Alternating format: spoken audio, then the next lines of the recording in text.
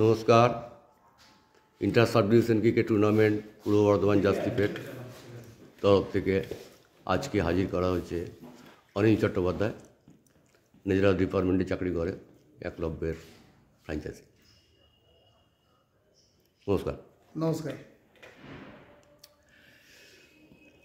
আচ্ছা, আপনাকে প্রথমেই যেহেতু আপনি ডিক্রেশন ক্লাবের মেম্বার, অ্যাক্টিভ সদস্য এবং এই ক্রিকেট টুর্নামেন্টটা নিয়ে যা কিছু চিন্তাভাবনা যা শোনা যাচ্ছে ম্যাক্সিমামটাই আপনার।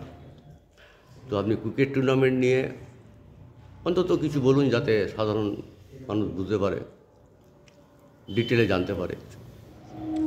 ক্রিকেট টুর্নামেন্টটা আমাদের inter sub division cricket tournament করোনাকাল থেকে শুরু হয়েছে এবং করোনার সময় যখন মানুষ ঘরের মধ্যে আবদ্ধ আছে, তখন আমাদের পরেশনাথ ব্যানার্জি, হরশঙ্কর রায়চৌধুরী সহ আশিস দে এবং বেশ কিছু আমাদের সমবয়সী, বা বাকিটা সিনিয়র না, বাকিটা সমবয়সী এবং আমাদের থেকে জুনিয়ররা তখন ছিলই না, কিছু ছেলেকে নিয়ে আমরা ঠিক করেছিলাম যে আমাদের শারীরিক অবস্থা ঠিক রাখার জন্য, মনের মানসিক আনন্দের জন্য আমরা যদি ক্রিকেট খেলাটা চালু করি।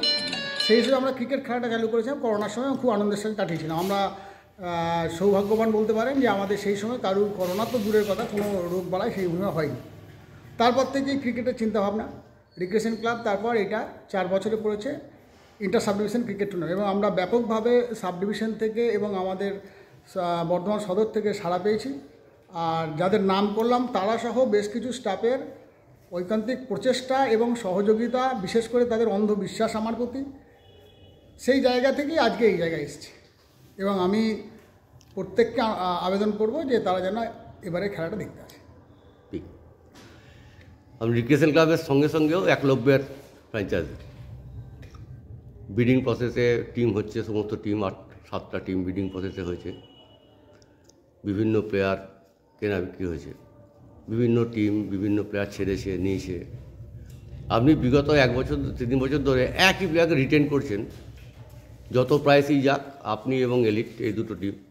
আপনার কি মনে হয় বিশ্বজিৎ কর্মকার, বিশ্বজিৎ মুর্মু ছাড়া আপনার টিম চলবে না? বিশ্বজিৎ কর্মকার আমার দলে এবার নতুন মুর্মু, আর বিশ্বজিৎ মুর্মু ছাড়া দল চলবে না এমনটা নয়। যদি বিশ্বজিৎ মুর্মু দল নেওয়ার ক্ষেত্রটা আমার উপরই থাকতো, যদি অন্যান্য ফ্র্যাঞ্চাইজিদের না থাকতো, তাহলে আমি আজীবন সদস্যপদ নিয়ে নিতাম। সেটা এখন থেকে বলতে পারছি না, আগামী বছরে যে কেউ ছিনিয়ে নিতে পারে। এটা কেন হয়েছে, এটা একটা প্রশ্ন, যে বিশ্বজিৎ মুর্মু ছাড়া দল চলবে না নয়, বিশ্বজিৎ মুর্মুর মতো প্লেয়াররা দলে থাকলে দলের যে একাত্মবোধ বাড়বে, দলের ফ্র্যাঞ্চাইজি যে মানসিক শান্তি পাবে, সেই শান্তিটা ওই ধরনের প্লেয়াররা থাকলে সুবিধা হয়, তাই ওদেরকে নেওয়া হয়।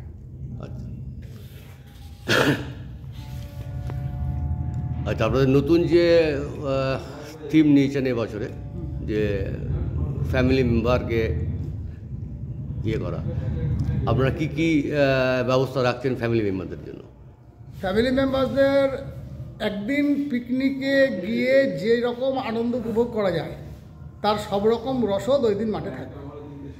প্রথমত তারা খেলা দেখবে, দ্বিতীয়ত তাদের কোনোরূপ অসুবিধে যাতে না হয় তার জন্য সজাগ দৃষ্টি রিক্রিয়েশন ক্লাবের থাকবে, তৃতীয়ত হাতে গরম ধামাকা পুরস্কার থাকবে প্রত্যেকটা খেলায়। সেখানে ফ্যামিলি মেম্বার্সরা গতবারে বেশ কিছু ফ্যামিলি মেম্বার্স পুরস্কার পেয়েছিল। এবং সবথেকে বড় কথা, নতুন পুরনো যে আমার স্বামী যে জায়গায় কাজ করে সেই জায়গার বন্ধুরা, তার যারা আছে তাদের স্ত্রীরা এসে তাদের সঙ্গে পরিচয় হবে, একটা মহামিলন হবে। ঠিক। আচ্ছা, খেলার প্রসঙ্গে আসি। আপনাদের এখানে টিম সবাই যা বলছে, মোটামুটি এবার একলব্য প্রায় সম্ভাব্য চ্যাম্পিয়ন। তো আপনার টিমের বোলিং সাইড একটু উইক নয়? আমার দলের বোলিং সাইডটা খুবই শক্তিশালী, কারণ আমার যেটা চিন্তার বিষয়, আমি নিজেকে 1 ওভার করতে হবে, বাকি 5 ওভার কাকে বাদ দিয়ে কাকে করাবো সেই জায়গায় একটা এসে গেছে। মানে আপনি সম্ভাব্য চ্যাম্পিয়ন নিজেই ঘোষণা করছেন? না, সম্ভাব্য চ্যাম্পিয়ন ঘোষণা করবো না। চ্যাম্পিয়ন 8টা টিমের যে কেউ হতে পারে। হ্যাঁ, আপনি যদি বলতেন যে লিগ পদ্ধতিতে খেলা হবে, তাহলে বলতাম আমি চ্যাম্পিয়ন।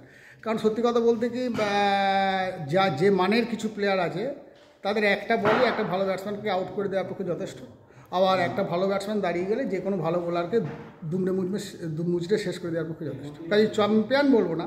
আর যেটা সম্ভাব্য চ্যাম্পিয়ন, ওটা সমর্থক তো বলবো না, প্লেয়ারদের কিছু নিজস্ব সমর্থক থাকে, আমাদের ভালোবাসা বলুন বা কিছু প্লেয়ারকে দেখে তারা বলছে। আমি ব্যক্তিগতভাবে কোনো দলকে চ্যাম্পিয়ন বলতে পারি না। 8টা টিমের যে কেউ চ্যাম্পিয়ন হতে পারে, যে পরপর 3টে ম্যাচ ক্লিক করবে সেই চ্যাম্পিয়ন। ঠিক।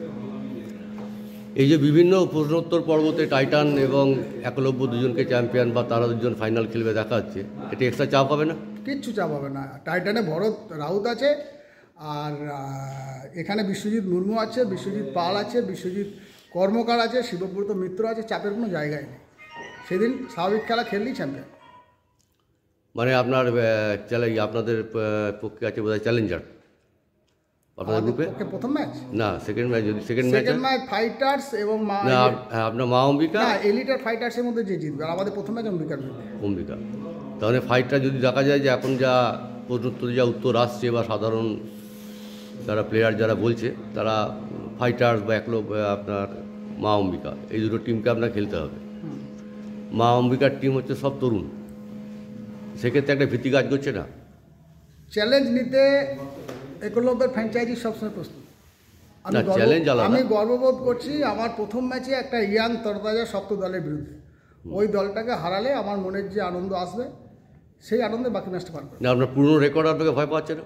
রেকর্ড ফেকর্ডের কোনো ব্যাপারই নেই। নতুন দিনে নতুন রেকর্ড তৈরি হবে। যেহেতু আপনার টিমে মানে মেন ধরুন 2-1 প্লেয়ার প্রায় রিপিট, নতুন যে খুব চেঞ্জ করেছেন আপার ইয়েতে কিছু ব্যাটারি ইউজ করা হয়নি বিগত 2 বছরে।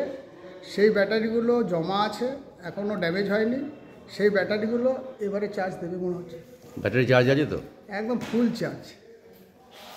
তার সঙ্গে নতুন কিছু ঢুকে গেছে। ঠিক ঠিক। খেলা কখন শুরু হবে? খেলা শিডিউল টাইম যা দেওয়া আছে ফিক্সচারে, আশা করি তার থেকে 1 মিনিট এদিক ওদিক হবে না। আচ্ছা, এমনি প্লেয়াররা কতটার মধ্যে চলে আসবে ম্যাক্সিমাম প্লেয়ারদের মোটামুটি 8:30টার মধ্যে সবাইকে চলে আসার কথা আছে। আর বিগত কয়েক বছরের ইতিহাস বলছে 8:30 থেকে 8:40-এর মধ্যে সবাই এসে হাজির হয়ে যায়। এবার পুরস্কারের ক্ষেত্রে নতুন কিছু চেঞ্জ হচ্ছে? পুরস্কার আমাদের গত বছরে বা বিগত বছরগুলো যেগুলো থাকে সেগুলো সবই থাকছে। তার সঙ্গে একটা এক্সট্রা পুরস্কার থাকছে, যে পুরস্কারটা আপনি ধরলেন বলে ঘোষণা করে দিচ্ছি। আমি 5 তারিখে ঘোষণা করব ভেবেছিলাম, সেটা সাব ডিভিশনে বলেও এসেছিল। তো অন ক্যামেরা যখন আপনি প্রশ্নটা করে আমি বলে দিই, এবারে আমরা সম্ভবত একটা পুরস্কার রাখার চেষ্টা করছি, যেটা হচ্ছে যে কোনো প্লেয়ার, 8টা দলের যে কোনো প্লেয়ার, যে কোনো ব্যাটসম্যান যটা 6 মারবে তত 10 টাকা তার অ্যাকাউন্টে ক্রেডিট হবে। বাহ। কিন্তু অন কন্ডিশন দ্যাট তাকে ফার্স্ট ম্যাচ জিততে হবে। ঠিক, মানে সেকেন্ড ম্যাচ থেকে নয়, সেমিফাইনাল থেকে নয়। যে দলটা ফার্স্ট ম্যাচ জিতে সেকেন্ড ম্যাচে উঠবে, সেই ব্যাটসম্যানের প্রথম ম্যাচের 6টাও ক্রেডিট হবে। ঠিক, মানে যারা সেমিফাইনাল খেলবে তারা গুরুত্ব পাবে, সেই প্লেয়াররা পাবে। কারণ আমরা মনে করেছি যে দলের প্রতি একটু দায়বদ্ধতা থাকা প্লেয়ারদের দরকার। ঠিক। আচ্ছা, মাঝে কাটোয়াকে যাওয়া হয়েছিল রিক্রেশন ক্লাবের তরফ থেকে, তো কাটোয়া কিছু ফ্র্যাঞ্চাইজি বলেছিল নাকি যে এরকম কাটোয়াকে টিম করতে দেওয়া হয়নি, বা কিছু লোক সাবাতোজ করেছে, এরকম ওদের একটা অভিযোগ আছে যে ওরা মনোমতো টিম করতে পারেনি বর্ধমানের ফ্র্যাঞ্চাইজিদের চাপে। এ সম্বন্ধে আপনার কী মত? না, এরকম কোনো ব্যাপার নয়। এটা যদি মনে হয় সেই ফ্র্যাঞ্চাইজি আগে থেকে কিছু প্লেয়ারকে ধরে রেখেছিল, তাদেরকে পায়নি বলে হয়তো মনে হচ্ছে। তাদেরকে সম্মান দিয়ে বলছি, আগামী দিনে আসুন, আপনারা পরিকল্পনা নিয়ে টিম তৈরি করুন। এখানে কোনোরূপ কারোর প্রতি পার্সিয়ালিটির কোনো ব্যাপার নেই, আর কাউকে ড্যামেজ করার উদ্দেশ্যও নেই। নিজের দলটাকে বেস্ট করতে হবে, এই উদ্দেশ্য নিয়ে এলে সব ঠিকঠাক চলবে। ঠিক আছে অনিলবাবু, আপনাকে ধন্যবাদ। চ্যাম্পিয়ন হওয়ার জন্য আগাম শুভেচ্ছা। ধন্যবাদ। ভালো থাকুন।